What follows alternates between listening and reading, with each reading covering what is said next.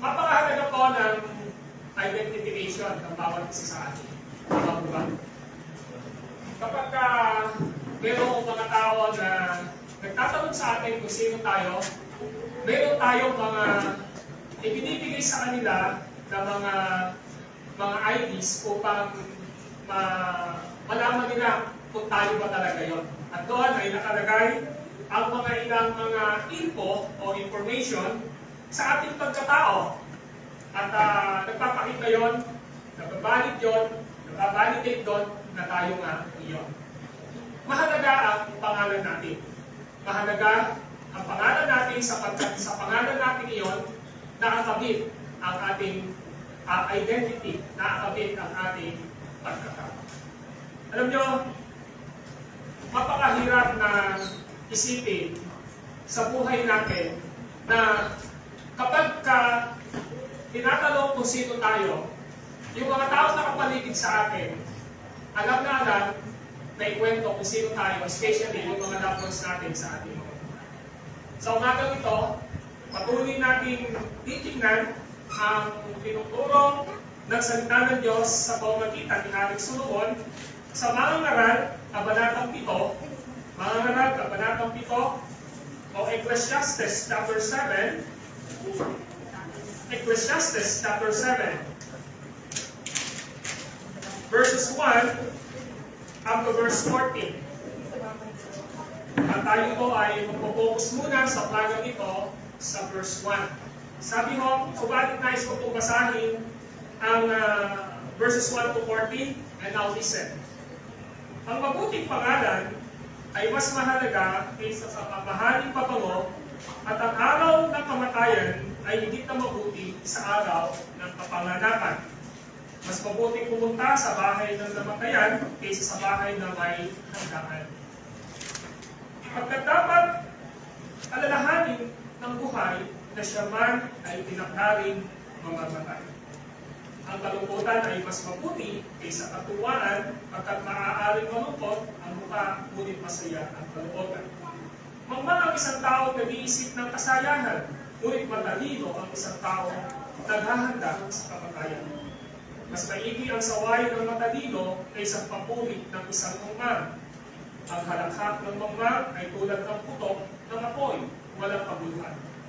Ang matalinong nagdadaya ay para na rin mangmang. Ang suhol ay sumisira sa dangal ng tao. Ang wakas ng isang bagay ay mas mainam kaysa pasimula. Ang tiyaga ay mabuti kaysa kapalaluan. Pag-aralan mong magpipil sa sarili, mamang lamang ang nagtatanim ng galit. Huwag mong itatanong kung bakit mabuti noong araw kaysa ngayon, pagkat iya'y tanong ng walang katuturan. Ang isang taong may taglay na talino ay parang nang nakatanggap ng mana at siya'y nakahihinig sa iba.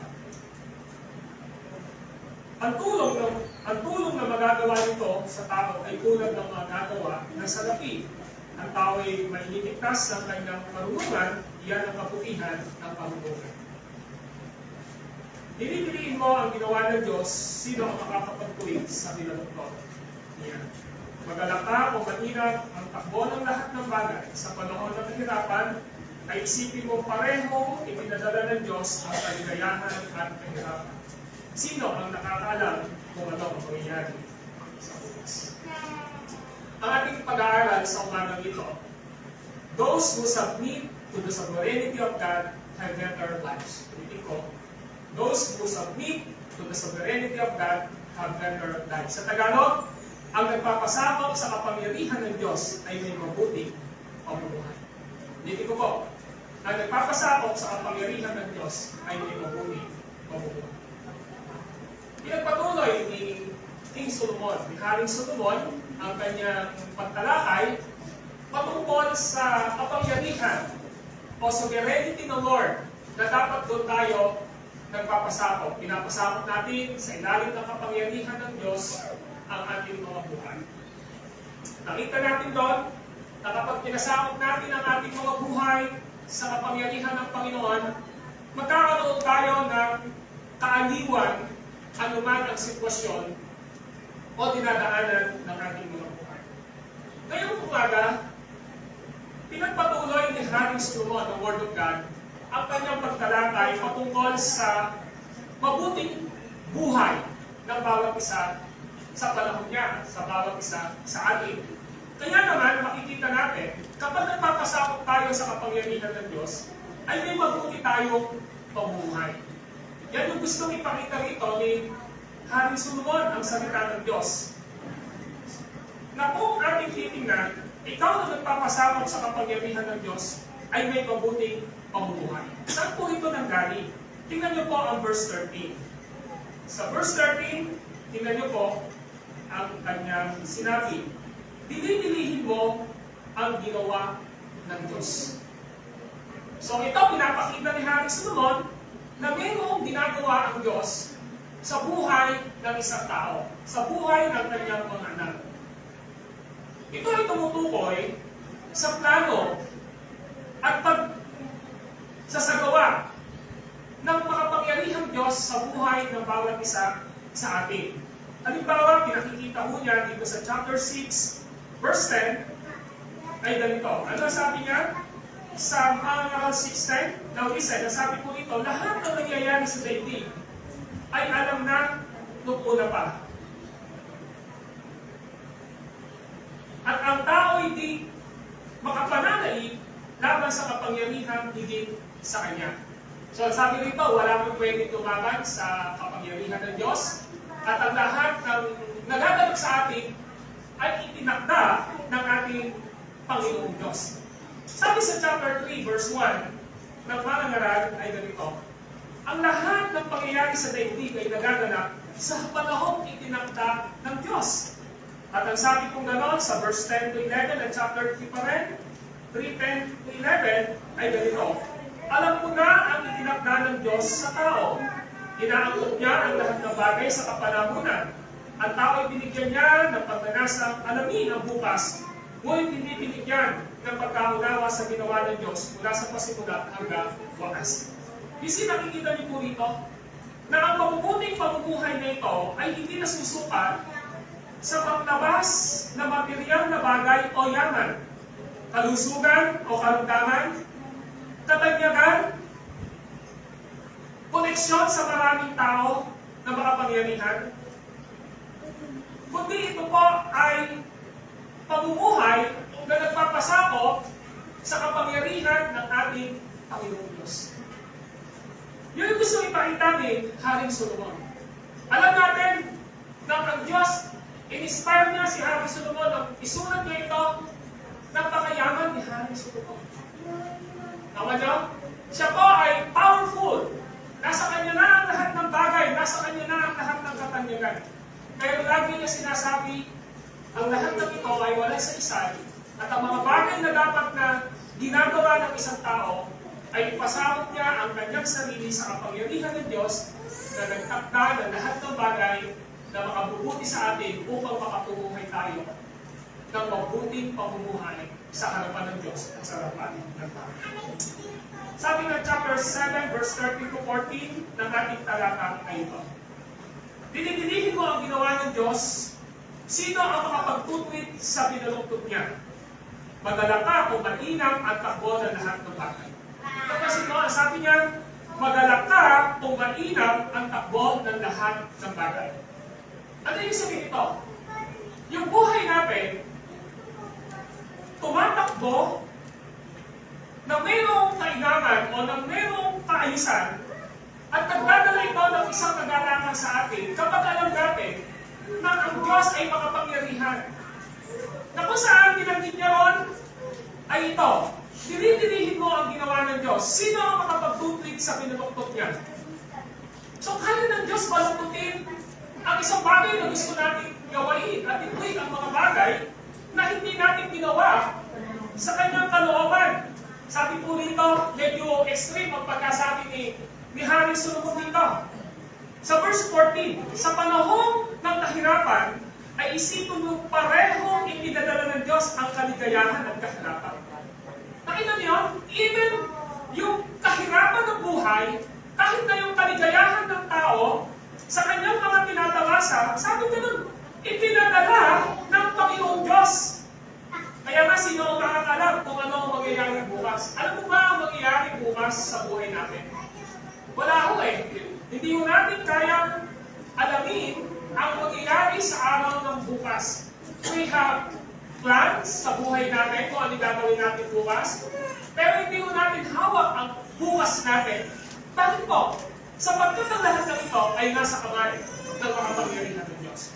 Kaya ang aking question ay ito. Bakit ikaw na nagpapasakop sa kapangyarihan ng Diyos ay may mabuting pamumuhay? Number one, sapagkat pinapahalagahan mo ang relasyon mo sa Diyos. Pinapahalagahan mo ang relasyon mo sa Diyos.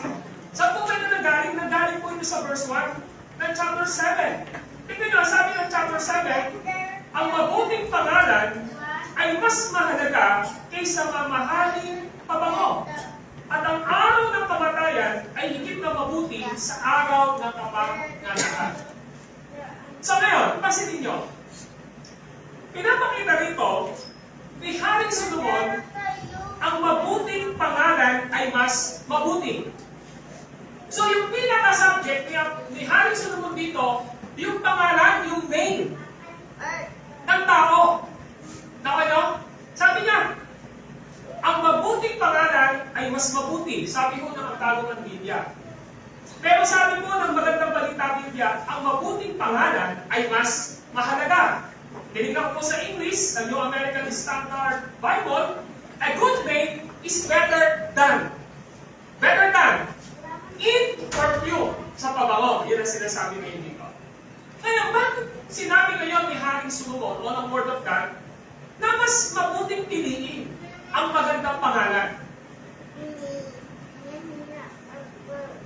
Bakit nga ba sa lumang tipan napaka-importante ng pangalan? Yun yung gusto natin ipakita nito eh. Bakit ngayon tinatalakay ni Haring Solomon yung salitang ang mabuting pangalan ay mas mahalaga? Mas mahalaga saan? Mas mahalaga sa panlabas na nakikita sa buhay natin, mas mahalaga daw ang pangalan. Now, why name in Old Testament is important? Now, ito po yung ating nakita sa pag-aaral. Pakinggan niyo po. Ang biblical na pangalan ay ginagamit upang i-communicate ang mensahe ng Diyos. Yun yung gusto ipakita rito. Biblical name could be used to communicate God's message. Ang pangalan din ay ginagamit upang itatag ang iyong pakikisama sa Diyos. Ang mga pangalan ay binibigay upang itatag ang kapangyarihan ng isang tao sa ibang tao. O ito ay nagpapakita ng isang bagong pasimula o ng isang bagong direksyon ng buhay. Yan yung ibig sabihin ng name sa lumang tipan. So, pag-itin ko sa English, biblical name could be used to communicate God's message. Names were also used to establish an affiliation with God. Names are given to establish authority over other or to indicate a new beginning or new direction of time. That is the biblical meaning kung bakit mahalaga ang pangalan sa lumang tipan. Now, this is the point. Si Adam at Eva, ang kauna-unahan sa kasaysayan ng mundo ito, na binigyan ng pangalan na nagpapakilala kung sino sila. Ano ba ang ibig sabihin? Buksan niyo po yung Genesis 3:20 at dito natin makikita yung gustong ipakita why ngayon is very important. In Genesis 3:20, ganito po ang sabi ni Moises na sumulat na ito. Eva ang itinawag ni Adan sa kanyang asawa sapagkat ito ang ina ng sangkatauhan. Napansin niyo? Sino ang nagbigay ng pangalan kay Eva? Of course, si Adan. Pinangalanan niyang Eve. Pinangalanan niyang Eva. Alam niyo, ang salitang Eve o Eva, in Hebrew, medyo gamitin ko po yung word na name ni Eve sa Hebrew ay Chaba. O tinatawag na Haba. Yun yung pangalan niya. Kapag sinabing Eve, sa Hebrew ay Chaba o Haba, na ang kahulugan ay tubret. Ano yung tubret? Magbigay ng hininga. Or give life, magbigay ng buhay. Thank you. It can also mean hope, life, and mother of life.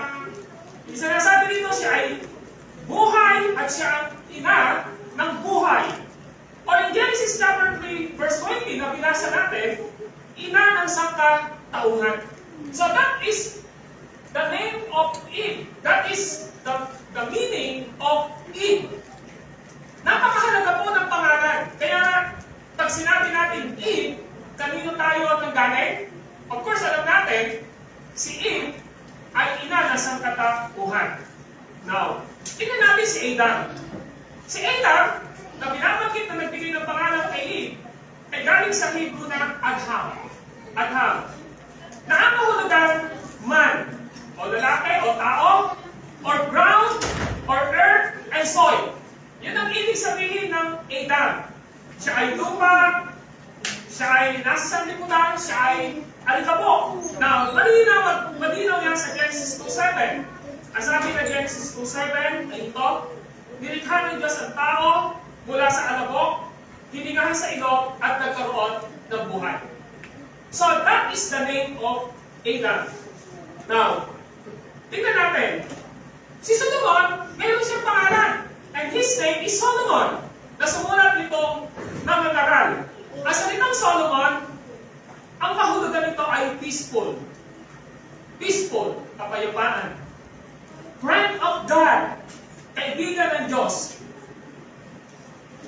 Yun yung ibig sabihin ng Solomon. Ang ibig sabihin ng Solomon, peaceful and friend of God. Itong pangalan niyang ito na parehas ay pagpapakita ng kanyang katangian na pagiging isang hari. Yun yung gusto ipakita dito. So pinakita natin dito, yung salitang pangalan, napakahalaga sa lumang tipan. Napakahalaga sa pananaw ng mga Israel at sa pananaw ng ating Panginoong Diyos. Ang point na po natin dito, pinangalanan man tayo lahat dito sa pamamagitan ng ating mga magulang. Ano man yung kanilang purpose, ano?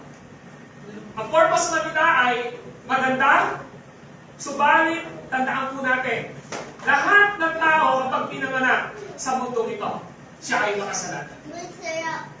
Gusto natin ipakita kahit gaano pa maganda ang kahulugan ng pangalan ng bawat isa sa atin. Tatandaan natin, yung pangalan natin iyon, magre-reflect yon sa ating identity, sa ating katangian.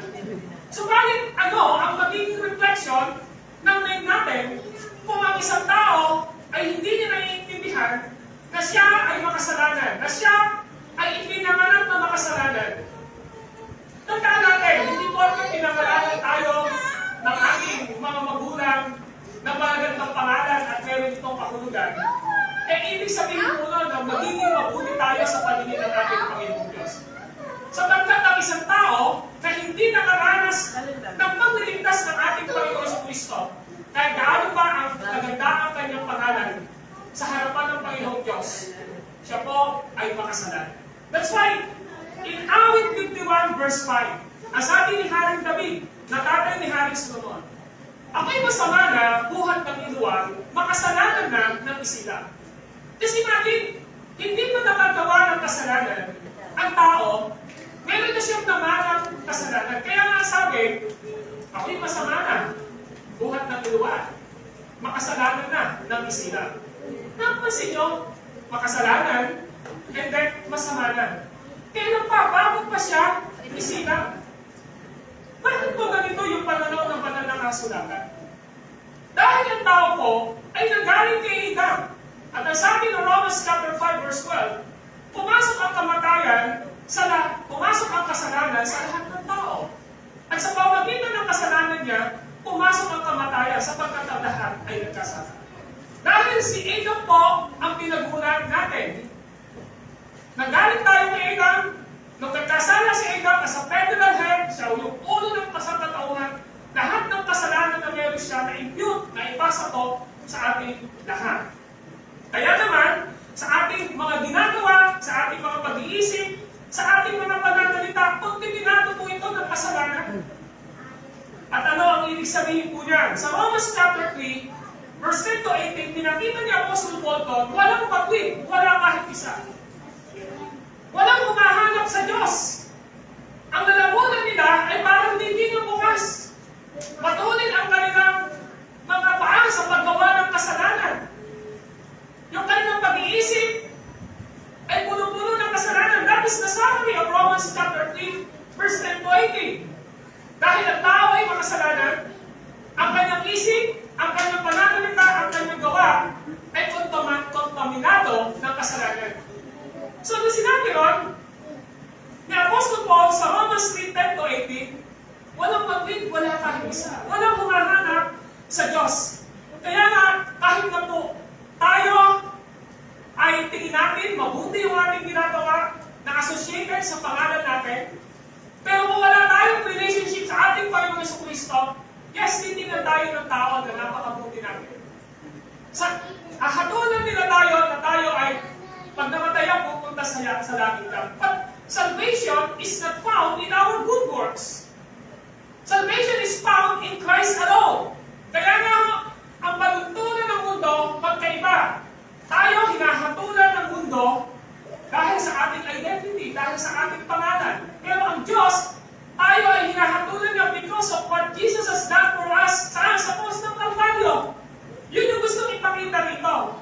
Kaya nga, the only way upang magkaroon tayo ng mabuting pangalan sa harapan ng ating Panginoong Diyos na kasama sa ating mga sarili ay magkaroon tayo ng tinatawag na kalalasan ng isang pagpapawalang sala ng ating Panginoong Diyos sa pamamagitan ng ating Panginoong Jesucristo. Now, listen in Romans chapter 3, verse 22 to 24. Kasi binasa natin kanina sa Romans chapter 3, verses 10 to 18, na tayong lahat ay makasalanan sa pag-iisip, sa pananalita at gawa. And this is the only solution na nakikita ni Apostle Paul in Romans 3:22. Ang sabi niya ay ganito. Now, listen. Pinawalang sala ng Diyos ang lahat ng nanalig kay Jesucristo. Sa pamamagitan ng kanilang pananalig sa Kanya, maging Hudyo at maging Gentil, sapagkat ang lahat ay nagkasala. At walang sino mang karapat-dapat sa paningin ng Diyos. Verse 24, gayon man. Dahil sa kanyang kagandahang loob, ay pinawalang sala sila sa pamamagitan ni Kristo Jesus na nagpalaya sa kanila. So the only solution is no other than Jesus Christ Himself. Yung lahat ng kanyang ginawa sa cross. Alam niyo, this is the succeeding verses na binasa natin sa Romans chapter 3, verse 10 to 20, na ang tao ay makasalanan, depraved siya sa kanyang pag-iisip, sa kanyang pananalita, sa kanyang ginagawa, and then sinabi ngayon ni Jesus Christ ang magiging solusyon lamang upang ang nature, ang katangian ng isang tao ay mabago, mapawalang sala, at maging sa paningin ng Diyos, ang kanyang pangalan, ang kanyang identity, ay makita na mainam at mabuti ng Diyos ay walang iba, kundi si Kristo, na siyang magbibigay ng kaligtasan sa Kanya, at sa pamamagitan ni Kristo, kung ang buhay ng isang tao ay ibinigay niya, sinuko niya kay Jesus, ay mapawalang sala siya ng Diyos sa pamamagitan ni Jesus. Yan ang gusto ipakita sa atin dito. Ito po ay nagpapakita na ang isang tao ay kailangan niya makaranas ng ikalawang kapanganakan. Pinanganak tayo na makasalanan. Pero kailangan natin ipanganak sa ikalawang pagkakataon sa espiritual na aspeto para sa buhay na walang hanggan.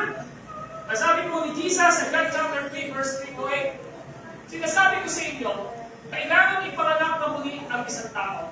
Ang ipinanganak sa laman ay sa laman. Ang ipinanganak sa espiritu ay sa espiritu. Tandaan ninyo, kailangan niyong ipanganak na muli. Na pinanganak tayo sa laman. Sabi ka nun, ang ipinanganak sa laman ay sa laman. Ano yung sabihin nun? Yung unang identity natin sa harapan ng Diyos, nung pinanganak tayo ng ating mga magulang, sinners tayo, makasalanan. Pero meron sinasabi ngayon si Jesus Christ na kailangan ng isang tao ng ikalawang kapanganakang spiritual. At ano yung kapanganakang spiritual na ito? Ito ang kapanganakang gawa Diyos sa pamamagitan ng Banal na Espiritu upang sa palatayaan natin ang natapos na ginawa ni Kristo. Upang tayo ay magkaroon ng bagong identity sa harapan ng Panginoong Diyos. Upang ang ating pangalan ay mag-fit sa identity na meron tayo, kailangan natin ipanganak sa spiritual aspect. Ang sabing gano'n na 2 Corinthians 5:17, ngunit, ang sino nang nakipag-isa, kanino kay Kristo, ay isa ng bagong nilalang, wala na ang dating pagkatao, siya ay bago na. Yan yung dapat na maging identity ng bawat isa sa atin. Yan yung dapat na maging pagkatao natin sa harapan ng ating Panginoong Diyos. Alam niyo po, kapag ang ating buhay ay nagkaroon ng isang bagong nilalang na siyang identity natin sa harapan ng Diyos at nakikita ay walang iba kundi ang pagwira ng ating Panginoong Jesucristo, yung buhay natin dito sa lupa sumusunod ang mabubuting gawa, pananalita, pag-iisip na bunga ng ating kaligtasan. Yan yung gusto ipakita rito. Alam niyo, meron pong isang pangalan, ang pangalan niya, bago siya maging Pablo, ay si Saul. Si Saul, pag tinignan natin, sa Acts chapter 8 verse 1, kasama siya sa pagpatay, kanino? Kay Esteban. Nung pinatay si Esteban, nasabi ng gawa, 8:1, kasang-ayon si Saulo sa pagpatay kay Esteban. Yan ang sinasabi ng chapter 8 verse 1. At alam natin sa chapter 9, dala-dala niya ang sulat upang ang lahat ng matagpuan niya na sumusunod sa pananampalataya sa ating Panginoong Jesucristo ay kanyang kalagkarin patayin sa bahay-bahay. Ganyan kasama si Saulo noong una. Subalit alam niyo po ba, when he was encountered Jesus Christ, in Acts chapter 9, there's something changed sa buhay ni Saulo. At alam niyo, pagdating po ng chapter 13 verse 9, yung pangalang Saulo niya, pinalitan po ngayon. At hindi na po yung ginamit. At ano ang nilagay na pangalan niya? Pablo. So yung Saulo, na pangalan niya na pagkakilala sa kanya ng mga tao, ay gano'n siya kasama sa mga followers ni Jesus Christ, sa mga makasalanan.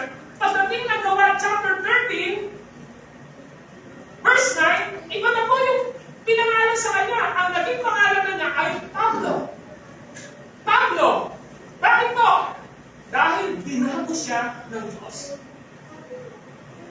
Meron pa rin po tayong makikita, mga kapatid, ang magandang pangalan na isinasama para sa ating mga katangian ay resulta po ito ng kamanghamanghang biyaya ng Diyos sa pagliligtas niya.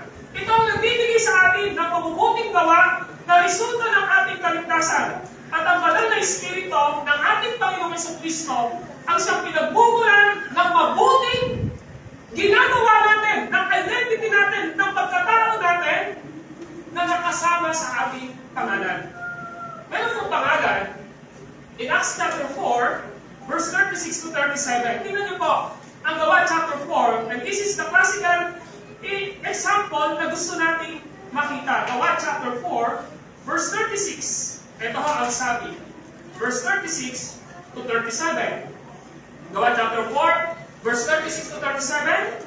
Ngayon ang ginawa ni Jose, isang ligitang taga-Chipre. Now listen, kaya Bernabe ang itinaguri sa kanya ng mga apostol. Nakita niyo, binago yung pangalan ni Jose. At ano yung pangalan ibinigay sa kanya ng apostol? Bernabe. Ano yung ibig sabihin ng Bernabe? Ang ibig sabihin ng Bernabe ay matulungin. So napansin nyo? Because Bernabe, si Bernabe po, o si Jose, he is one of the generous believers sa panahon po ng mga apostol. Bakit po? Pag tinignan niyo po yun, binenta po niya ang kanyang mga ari-arian at ibinigay sa mga apostol. Ang sabi ng verse 35 ay ganito. Verse 33. Ang sabi ho dito ito, ang mga apostol ay patuloy na gumagawa ng kababalaghan at nagpapatutuo sa muling pagkabuhay ng Panginoong Jesus. At ibinuhos ng Diyos ang kanyang pagpapala sa kanila lahat. Verse 34, walang nagdalahok sa kanila sa ipinagbibili nila ang kanilang lupa o bahay at ang pinagbilahan ay ibinibigay sa mga apostol. Ipinapamahagi naman ito ayon sa pangangailangan ng bawat isa. Gayon ang ginawa ni Jose. Si Jose, he is a generous believer ng panahon ngayon. Kaya ang sabi ng mga apostol, pabalikan na natin ngayon yung pangalan mo. Ang gagawin na yun sa'yo, Bernabe. At ang ibig sabihin ng Bernabe, matulungin. Nakita nyo? So, yung pangalan nila, naka-associate yung kanilang character. Naka-associate, nakasama ang kanilang katangian, ang kanilang identity. Pero ang tanong, paano kaya kung ang identity mo ay hindi nabago? Well, meron pangalan. Ang pangalan sa chapter 5. Huwag kayo pa naman. Si Ananias at saka si Sapphira. Ananias at Sapphira, mag-asawa sila. At ang ginawa nila, nagbenta rin sila ng ari-arian nila, pero nagsinungaling sila. Now listen in chapter 5. Ang sabi ng chapter 5 ay ito. Verse 3, kaya sinabi ni Pedro, Ananias, anong nagpatay kayo kay Satanas at nagsinungaling sa Espiritu Santo? Bakit mo pinawasan ang pinagbilihan ng lupa, etc., etc.? Dito pinapakita, iba naman ang nature ni Ananias, ni Sapphira, at saka ng kanyang asawa na si Ananias.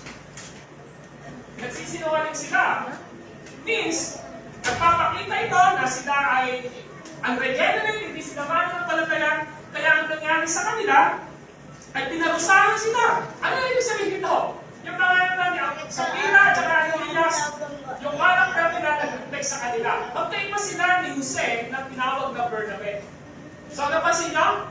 So, dito pinakikita, mga kapatid, na gusto natin maintindihan na totoo na ang pangalan na mayroon tayo, kapag gaano man yung perception nila, dahil makasalanan tayo dati, masama ang ginawa natin, titingin nila sa atin, pag binago tayo ng Panginoong Diyos, pero ginagawa ang Diyos kapag babago sa ating kalooban, at yung pangalan natin iyon, nababago sa paningin ng Diyos at sa paningin ng mga tao, sapagkat binago tayo ng ating Diyos. At ano yung dapat makita sa atin? Mga kapatid, specifically, there is a fruit of the Holy Spirit sa ating mga.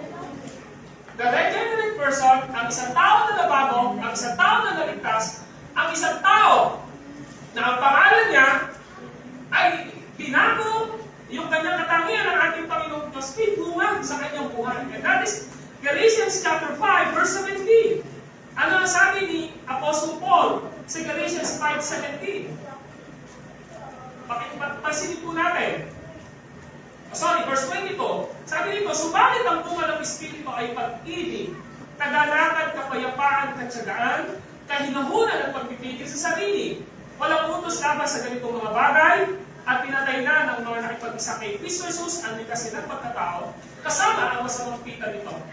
Ang Espiritu ang nagbibigay buhay sa atin, kaya ito rin ang dapat maghari sa ating mga. Napansin nyo?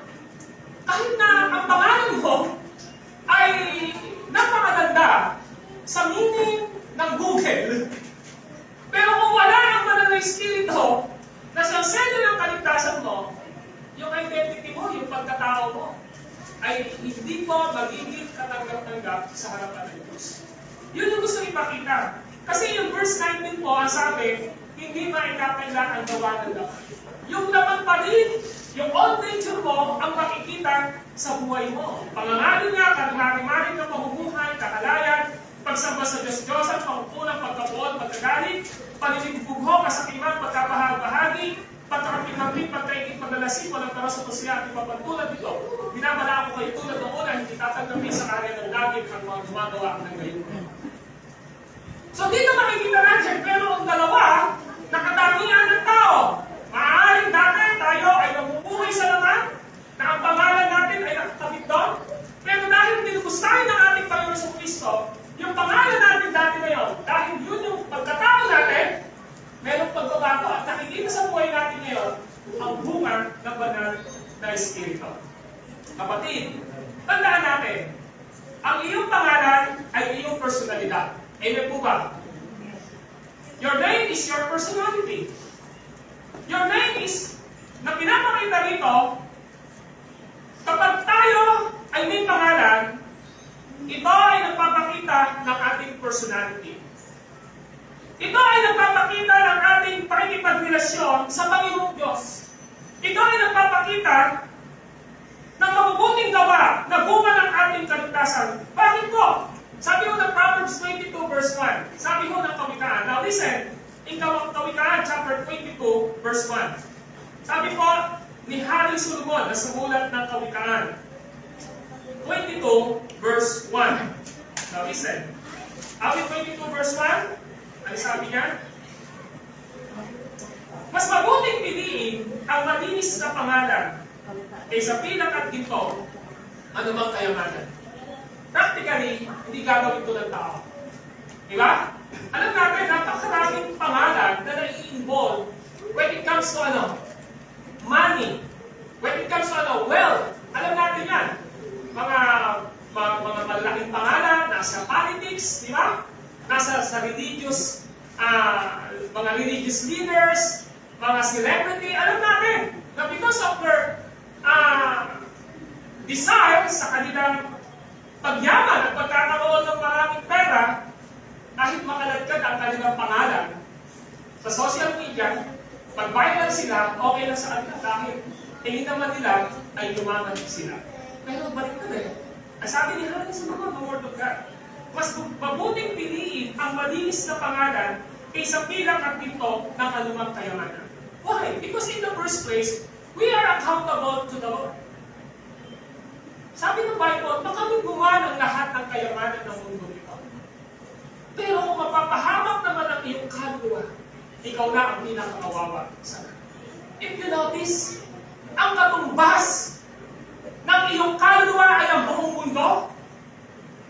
Tapos ang halaga ng kaligtasan na meron tayo ay kasing halaga ng kayamanan ng mundo. Sabi niya, makaming gumawa ang kayamanan ng buong mundo ito. Kung mapapahamak naman ang iyong kaluluwa, ikaw na ang pinakakawawa sa lahat. Hindi natin pwedeng ipagpalit ang ating relasyon sa ating Panginoong Jesucristo.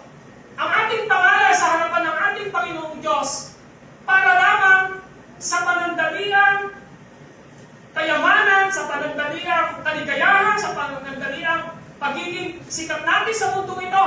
Ang sabi ni Haring Solomon, kailangan mas piliin natin ang malinis na pangalan kaysa sa ginto. Bakit po? Dahil ang salitang malinis na pinapakita rito ay bunga ito ng gawa ng Panginoong Diyos sa ating mga buhay. Yun po ba? Yun yung isang pakita rito. Kaya nga, kapag tayo ay namatay, ang aalalahanin lang naman po sa atin yung mabubuting ginawa natin. Tingnan niyo po ang Proverbs 10:7. Ano ang Kawikaan 10:7? Ang sabi ng Kawikaan G7 ay ito. Now listen. Gawa chapter 10 verse 7. Ang sabi ko ito ay ito. Ang alaala ng matuwid, mananatili kailanman. Napansin niyo? Ang alaala ng matuwid. And who is matuwid? Righteous. Ano yung righteous? Righteous siya dahil anak siya ng Panginoong Diyos, naging matuwid siya dahil sa katwiran ng ating Panginoong Jesucristo. Ang sabi ay ito, ang alaala ng matuwid mananatili kailanman. Pero hindi pangalawa, ngunit pangalan ng masama ay tiyak na mapaparang. Ano po ang wala? Meron ba kayo nakita na namatay?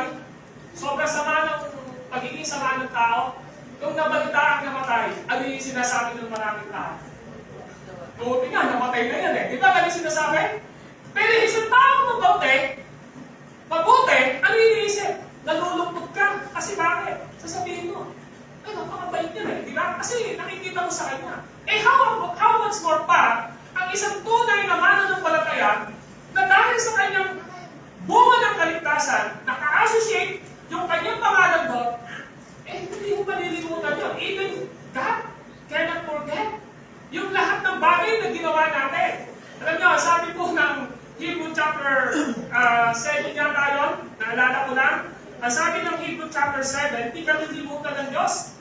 Yung pangalan natin, yung mabubuting ginawa natin, tiyak na hindi kakalimutan ng Diyos. Hebrew chapter 6, verse 10. Ang sabi rito, pagkatarungan ng Diyos, hindi niya lilimutin ang inyong ginawa at ang pag-ibig na inyong ipinakita hanggang sa ngayon ipinakikita sa paglilingkod ninyo sa inyong mga kapwa Diyan, hindi kakalimutan ng Diyos. Meaning, hindi kakalimutan ng Diyos ang iyong pangalan, hindi kakalimutan ng Diyos ang iyong mga ginawa. Why? Because that is the roots and result of your salvation. So, yun yung gusto ipakita rito ni Haring Solomon. Ang sabi niya ni Haring Solomon, ang sabi niya ay ito, ang alaala ng mabait, mananatili kailanman. Ngunit ang pangalan ng masama ay tiyak na mapaparang. Sa katotohanan ko, we are making books sa ating mga buhay. Gumagawa tayo ng libro eh. Lahat ng ginagawa natin, mula sa kapanganakan natin hanggang mamatayan natin ito ang talambuhay ng bawat isa sa atin. Tama po ba? At ano ang mapapakikita doon? Puro kasamaan ba, kasalanan, o mabubuting bagay na bunga ng kaligtasan? Na pinapakita ngayon dito sa atin, mga kapatid, na ang buhay natin sa mundong ito, tityakin natin, surely death will come. Darating ang kamatayan. Sabi ng Makarat 8:8, ano ang sabi rito?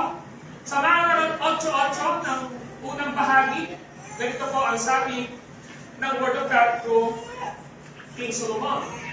Ecclesiastes chapter 8, verse 8. Now, sabi niya, kung paano hindi mapipigil ng tao ang hangin, gayon din, hindi niya mapipigil ang pagdating ng kamatayan. Kaya mo mapigilin ang hangin. Hindi mo kaya pigilin ang hangin. Sabi ni Solomon, gayon din ang kamatayan, hindi mo kaya pigilin, death will come sa buhay ko. So ngayon, bakit ngayon dapat natin itong maintindihan? Dahil gusto natin ipakita rito na ang pangalan na dala-dala natin ay pangalan dapat na binago ng ating Panginoon Diyos. At ang relasyon na meron tayo ngayon sa Diyos ay pinapahalagahan natin sa harapan ng Panginoon at sa harapan ng mga tao. Pangalawa, good name is better than perfect. Balik tayo sa Makarat chapter 7. Ang pinapakita dito sa chapter 7 verse 1, ang mabuting pangalan ay mas mahalaga kaysa mamahali pabango. Ito gusto natin pakita. Sabi dito, mas mabuti sa bagong Biblia, sa magandang balita Biblia, mas mahalaga. Sa New American Standard Version ng Bible, better than. Dito sa chapter 7, ang salitang mabuti, mahalaga, o yung better, ay napaka-redundant. Kasi ninyo po, sa chapter 7, mapapansin nyo sa bawat verses, may nakalagay na mahalaga. Kasi ninyo po, puro mahalaga ang nakalagay po. Bakit mahalaga? Bakit better? Yung makikita natin dito, napaka-redundant. Why? Sapagkat si Haring Solomon, binibigyan niya ng diin na ang iyong katangian para sa Panginoong Diyos at sa iyong kapwa. Ano ba yung katangian mo sa harapan ng Diyos at katangian mo sa harapan ng iyong kapwa? Alam niyo po, it is the proof of salvation. Yung character na dapat na meron tayo. Nabanggit ko kanina yung Galatians 5:22. Napansin niyo po yung 2 Corinthians 5:17 na dapat ang character natin bilang Kristiyano ay character o katangiang binago ng Diyos.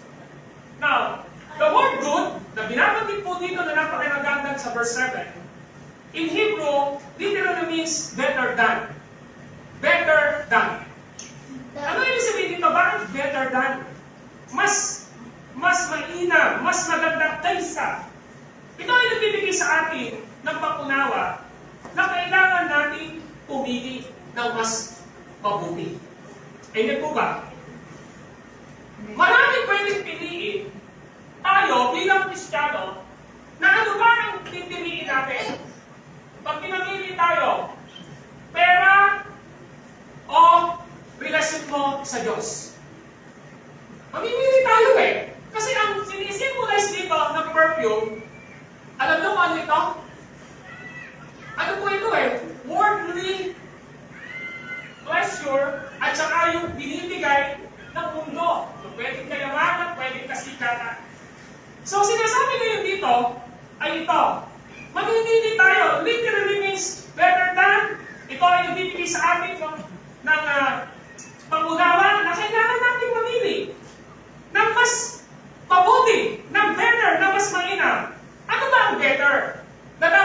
pipiliin?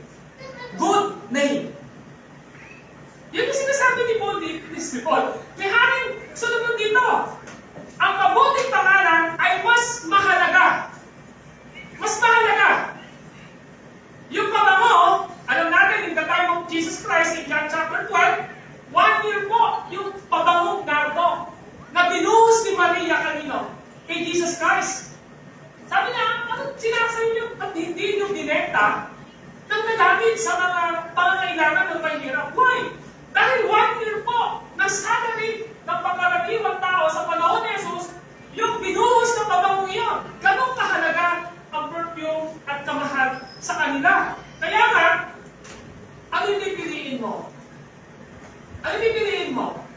Yung mga bagay na material, pero magpapalayo sa iyo sa Diyos. Kayamanan, pero magpapalayo sa iyo sa Panginoon. Kasi di ko sinasabing masama ang kayamanan. Alam natin, pinag-aralan natin yung pagiging good steward natin sa oras, sa lakas, sa pera, sa kayamanan, sa lahat ng karunungan na binigay ng Diyos sa atin. We need to be a good steward sa lahat ng ito. Pero ang gusto ipakita ni Haring Solomon dito, we need to choose better. Ano yung mas better na ito? Ang better na ito ay walang iba kundi ang pangalan mo na anak ka ng Diyos na nakakonekta kung sino si Jesus sa iyong buhay. Yun gusto ko ipakita ni Haring Solomon dito. Now, good name. Why? Dahil ang mabuting pangalan ay nagre-represent ng iyong reputation and influence. One of the commentator na tinignan ko at tinanong ko, bakit nga ba mahalaga sa panahon ni Haring Solomon na piliin ang mabuting pangalan, good names, kaysa sa perfume, kaysa sa takbo ng mundong ito, kaysa sa mga bagay na inaalap ng mundong ito? And the answer is because God, good name, represent our reputation and influence. Reputation natin sa harapan ng Diyos. Yung influence na meron tayo na binigay ng ating Panginoon Diyos.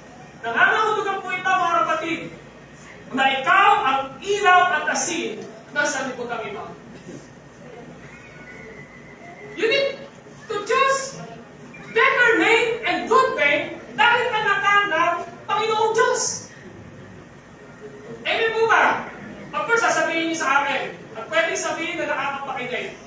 Naku, baka naman ganyan ka lang pamimiliin ka, 1 milyon, o yung pagiging isang Kristiyano mo, pagiging pastor mo. Anong pipiliin mo? Ay, bigyan niyo pa po ako ng 1 milyon, di ko po aalisin ang pagiging Kristiyano mo. Nakita natin kung paano sinasabi ng Book of Hebrew na dahil sa kanilang pananampalataya sa Panginoon Diyos, willing silang ibigay ang kanilang buhay kahit mamatay sila. Tama po ba? Alam natin yun, even in Stephen, in Acts chapter 6, hanggang 7, nung nangangaral siya, binigay niya yung kanyang buhay hanggang sa kamatayan. Why? Dahil mas mahalaga ang kanyang pananampalataya at relasyon sa Diyos. Alam natin ito, kahit na si John Huss, alam natin sa mga reformers na pinapatay dahil sa kanilang pananampalataya sa ating Panginoong Diyos, willing sila na ibigay ang kanilang buhay at piliin nila ang mabibigat na hamon ng buhay dahil sa pagsunod at pagpapahalaga nila sa buhay na walang hanggan at relasyon nila kay Kristo. So mga kapatid, dapat nating maintindihan because God may represent our reputation and influence. We are the salt and the light of this world. Sabi ng Matthew chapter 5 verse 13 to 16, kayo ang ilaw ng sanlibutan. Kayo ang asin ng sanlibutan. Yun yung sinasabi rito. Alam niyo po ba, mga kapatid? Sa 2 Corinthians chapter 3 verse 2 to 3, ito ang sabi ni Apostle Paul, 2 Corinthians chapter 3. Sa 2 Corinthians chapter 3, ito po ang makikita natin, verse 2 and 3. Now, 2 Corinthians chapter 3, verse 2 and 3. Kayo na rin ang aming rekomendasyon, nakatitik sa aming puso upang makilala at mabasa ng lahat. Binabasa po tayo ng mga tao. Binabasa po tayo ng mga tao. Ano ibig sabihin po na? Bilang Kristiyano, ikaw ay binabasa ng mga tao. Ang linaw na sabi ni Pablo, kayo rin ang aming rekomendasyon. Nakatitig sa aming puso, bakit daw? Upang makilala at babasa ng lahat.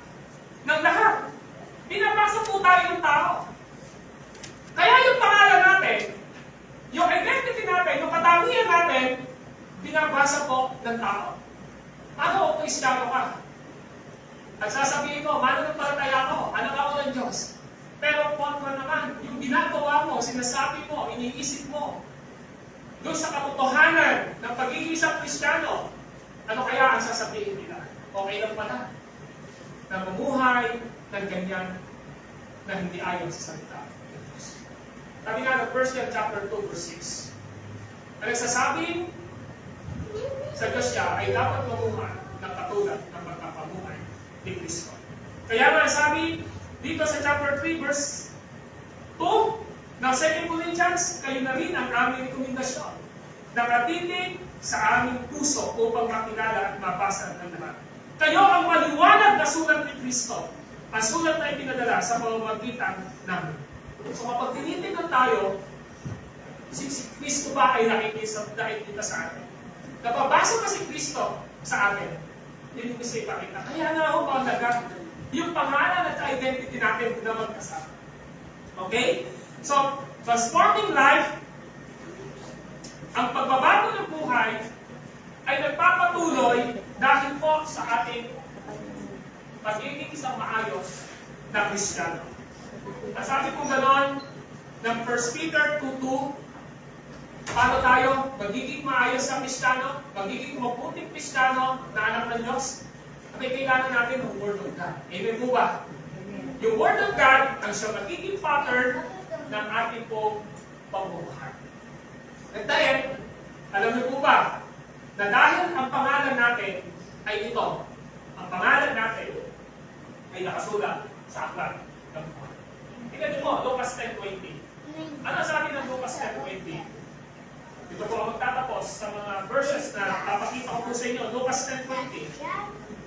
Ang sabi po ay ganito, gayunman, mag-alala kayo, hindi dahil sa suko sa inyo ang masamang espiritu, kundi dahil sa nakatala sa langit ang pangalan natin. Alam niyo po, ang pangalan ng bawat isa natin ay nakatala sa langit. Sabi ni Jesus Christ, kundi dahil sa nakatala sa langit ang pangalan ninyo. Nakatala na ho ba ang pangalan ninyo sa langit? Yun gusto ipakita nito. Ano pa? Philippians 4:3. Ang sabi po ng Philippians 4:3 ay ganito. Now, pinapakiusap ko rin naman sa iyo, dapat kong kasama, tulungan mo ang dalawang babaeng ito. Sila man ay nakatulong po sa pagpapalaganap ng mabuting balita, kasama ng Clemente at ng iba pang kamagagawa ko. Kasunod, ang pangalan nila ay nakasulat sa aklat ng buhay. Pangalan po natin nakasulat sa aklat ng buhay. Pahayag chapter 13 verse 8. Ano sabi ng Pahayag 13:8? Nasabi ng Pahayag 13:8 ay ito. Pahayag 13:8. Sasamba sa kanya ang lahat ng nabubuhay sa ibabaw ng lupa, maliban sa mga taong ang pangalan ay nakasulat sa aklat ng buhay, magmula pa na likhain ang sanlibutan. Ang aklat na ito ay iniingatan ng Kordero. Pahayag 20 verse 12. Pahayag 20 verse 12, ang sabi ko ay ganito. At nakita kong nakatayo sa harap ng trono ang mga namatay, maging dakila at maging hama, at binuksan ang mga aklat. Binuksan ang isa pang aklat, ang aklat ng buhay. Alam nyo, yung pangalan po natin, nakasulat sa aklat ng buhay. Kaya ano yung gusto ipakita rito? Ang gusto ipakita na hindi ko sa ating pinag-aaralan, bakit kay Haring Solomon, napakahalaga ng pangalan? Bakit mas mahalaga, mas mabuting piliin ang pangalan kaysa sa mahalagang mamahalin na ano pa? Dahil sa alwan sa gusto po natin, one day at a time ang buhay natin, haharap tayo sa ating Panginoon. Ano mang expensive na meron tayo, na binili, ano mang iningatan natin sa mundo ito, hindi ho nagdadala ng kaligtasan. Ang nagdadala ng kaligtasan ay ang katangian na meron tayo na binago ng Diyos sa pamamagitan ng pagtubos ng ating Panginoon Kristo. At ngayon, sa pamamagitan ng Banal na Espiritu, ay namumuhay tayo sa bunga at gawa ng Banal na Espiritu. Na hindi natin ipagpapalit ang ating relasyon, pananampalataya Yung identity natin, yung pangalan natin, hindi lang mga mananampalataya sa anumang bagay ng takbo ng mundo. Kaya napakahalaga na maintindihan natin na sinasabi ni Haring Solomon ng Word of God, mga kapatid, ay ito, papahalagahan mo palagi ang relasyon mo sa Diyos. Tandaan mo, ang pangalan mo ay nakakabit kay Kristo. Kaya lahat ng gagawin mo, lahat ng sasabihin mo, magre-reflect ito kung sino si Kristo sa iyong buhay. Hindi po ba? So kaya mas mahalaga na piliin mo ang mabuting pangalan o yung pagkatao mo na binago ng Diyos, na binago ni Kristo, na pinapalahanan ng Banal na Espiritu, at ngayon ginagamit mo upang maparangalan ng Diyos sa iyong buhay. At sa bandang huli, ang pangalan mong nakatala sa aklat ng buhay, after ng kamatayan natin dito, sasabihin, pumasok ka kapag kumalitin, aking anak. So mga kapatid, nawa, matuto tayo na makaunawa ng salitang ito. Sabi ko kanina, kailangan natin i-prove yung identity natin. Kapag mayroong nagtatanong sa atin, at ang hinahanap agad sa atin, asa mga identification card mo? Di ba? Kapag nagtatry ka, hinahanap yung card mo. Di ba? Yung ID ng license mo. Kapag tayo naman ay pupunta sa isang establishment na mag-iiwan ka, papakita mo. Pag may kukunin ng mga salinitas, pinapakita mo yung identification mo, kasi yun ka. Pero alam mo, ang pinakamaganda dito, yung identity natin ay identity na binago ng Diyos. At tayo ay may buhay. Amen? Huwag po ninyong pagpapalit ang inyong kaligtasan, ang inyong relasyon, ang inyong pananampalataya kaysa sa mga bagay na tingin nyo ay mahalaga sa mga. Sabi ni Haring Solomon, mas mabuting piliin ang mabuting pangalan kaysa sa mga haling pabaw. Kaysa sa mga haling pabaw. Kung hindi ka, hindi ka Kristyano ka, sana huwag mong piliin yung mga bagay na nagbibigay ng batik sa iyong pagiging Kristyano at sa pangalan. Pero sige, mayroong Diyos na banal at makapangyarihan sa lahat. Kami po ay nagpapasalamat at nagpupuri sa inyo sa umagang ito. Pagkatalan namin na kayo ang Panginoon, na siyang may author ng Book of Ecclesiastes. In-inspire niyo si Haring Solomon upang isulat ito, na sa ganun makita namin na ang buhay namin ay dapat na nagpapahalaga